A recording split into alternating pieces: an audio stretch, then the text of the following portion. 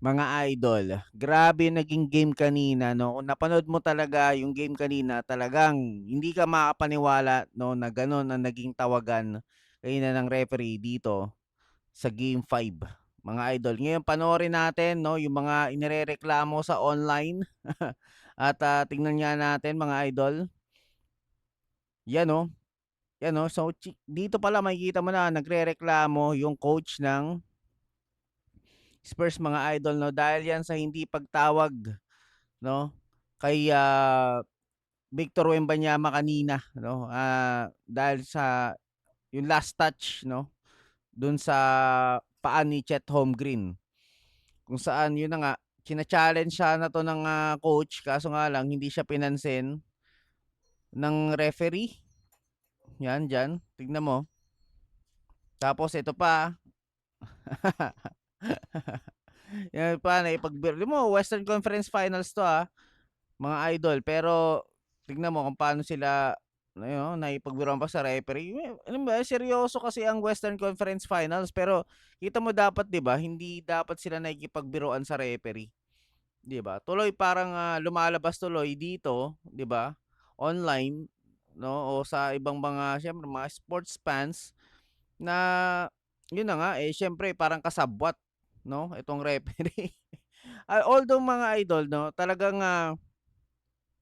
na-outscored naman talaga 'no ng, Thunder, itong Spurs. Kaso nga lang siyempre dahil nga sa mga issue na 'to na lumalabas online, eh, parang nagdududa nga ang mga sports fans o NBA fans 'no, dito sa game na 'to 'no, kung bakit ganito. Lalo na mga Spurs fans, 'di ba? Talagang, mapapayak talaga sila rito siyempre, 'di ba? Game on the line. Kumbaga parang ano 'yan, eh, mahigpit 'to 'no, kailangan na panalo 'to ng Spurs. Eh, maganda yung pinakita nila sa game 4, eh, kaya nga nila na-tie, eh, 'di ba? So ngayon, oh, ito back to ano ulit, back to, bahay ng Spurs. 'Yun, dun ulit masusubukan 'to 'no, kung talaga sigurado ako mga idol 'no, aabot pa 'to ng game 7 'no. Sigurado ako diyan, aabot pa ng game 7 'yan. Kaso nga lang siyempre, eh, kung, ganito naman kasama yung tawag, eh, 'wag na kayong umasa.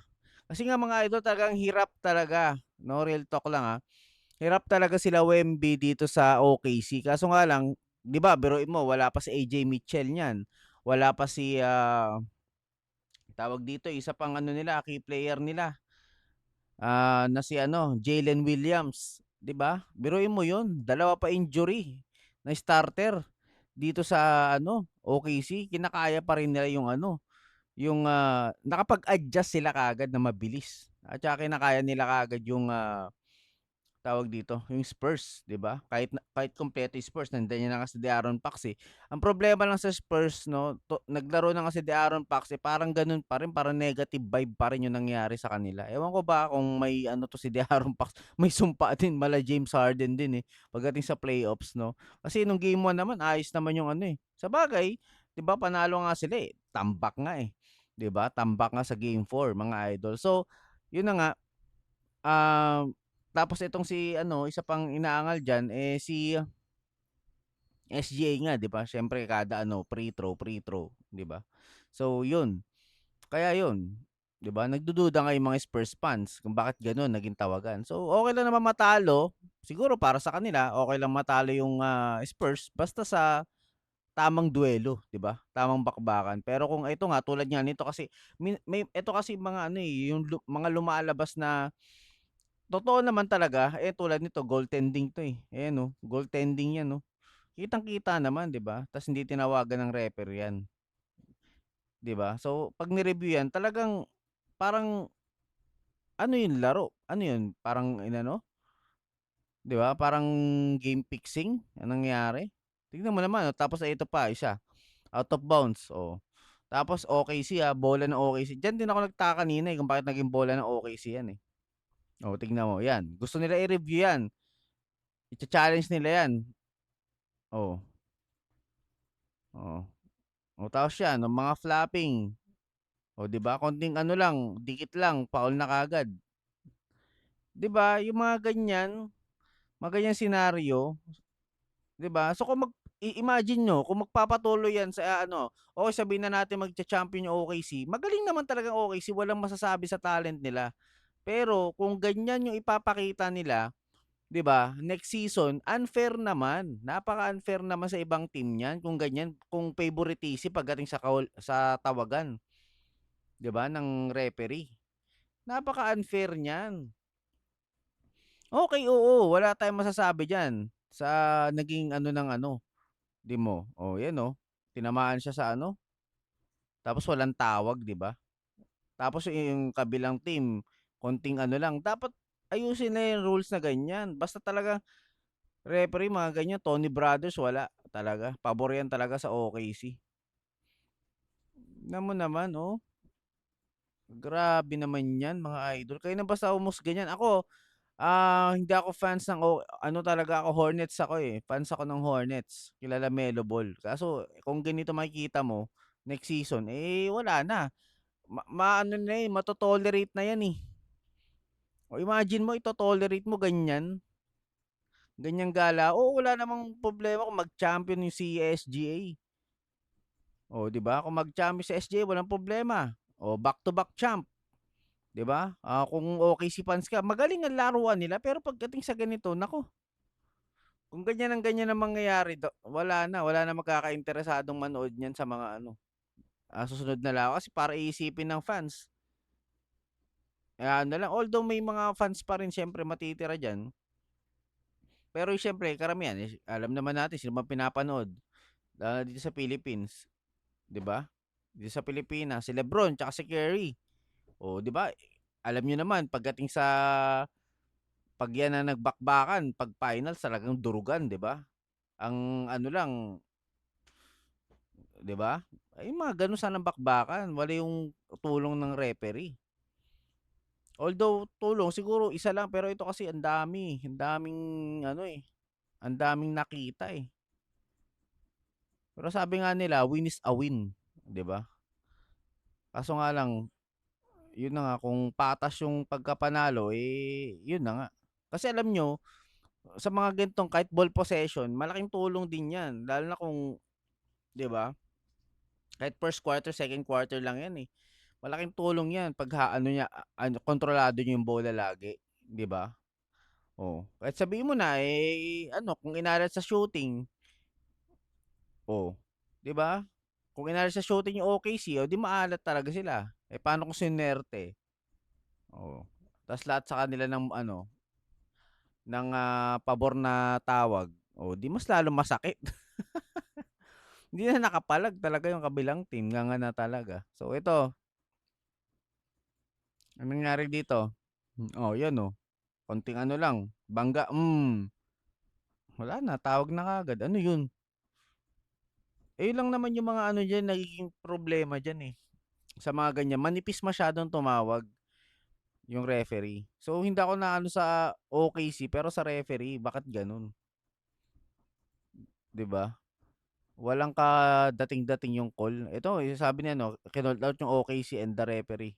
Sabi niya, "The way they guard, how physical they are, we don't get the same luxury to be able to play physical on the other end at the time." So, ibig sabihin, talagang nagrereklamo na siya kasi nga pagdating sa kanila eh, oo, pisikalan ng laro ng playoffs. Pero ba't ganun yung tawagan para regular season? 'Di ba? Dapat nga mas maano yung ano diyan, eh, makapal yung tawagan, eh, hindi yung dikitan lang, eh. Diyos ko, anong klase nangyayari diyan? Kaya mas maganda pa rin talaga yung laban ng ano, eh. Wala simula nun, wala 'pag nag-ano ng champion wala, plapa na yan, ilang ano na yan, masasanay na yang mga yan. Dapat gumagawa din talaga sila ng rules, eh, para diyan, eh. Trey Young nga may rules, eh. James Harden may rules para sa foul baiting, eh, bakit yung mga ganyan, flopping wala? 'Di ba? O pabor lang talaga kasi hindi naman talaga pinapaboran 'yan, eh. 'Yun na nga lang, ako okey lang sa'kin kahit sino mag-champion diyan. Ang problema, eh, ganyan ang pinapakita ng ano, 'di ba? Kawawa naman yung kabilang team na lumalaban ng patas. 'Yun lang naman 'yan, eh, kung matalo nila, matalo talaga nila.